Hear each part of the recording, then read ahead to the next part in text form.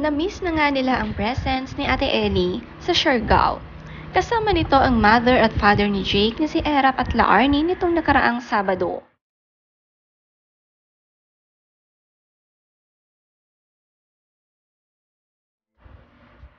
Kaya naman si Andy Eigenman kasama si Lilo ay nakibanding din sa kanyang mga friends na may kanya-kanyang anak na rin.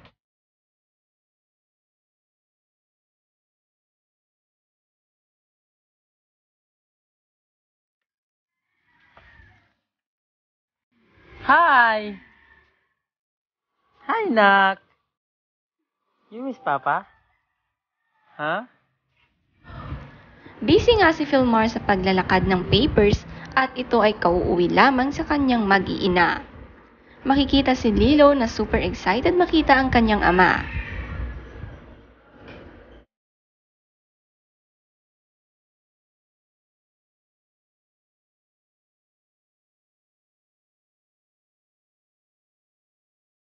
Sumakay naman si Lilo ng sasakyan habang nagdadrive si Philmar.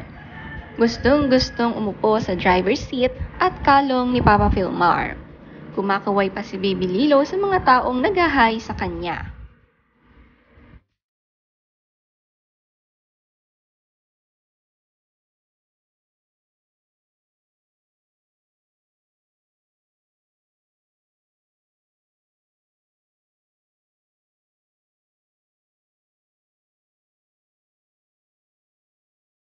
Sarap naman matulog ng dalawang bulinggit dahil napakagaling magpatulog ni Andy. At nagkakaroon din ng self-time si Andy na makapag-ayos ng kanilang bahay.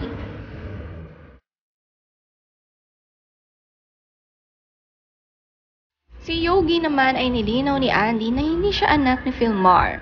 Marami kasi ang napansin dito at nalito ang mga tao. Matalik na kaibigan lang talaga siya at si Yogi ay 20 years old na. Ang mga kalaro na bata ni Ellie ay mga kapatid ni Yogi.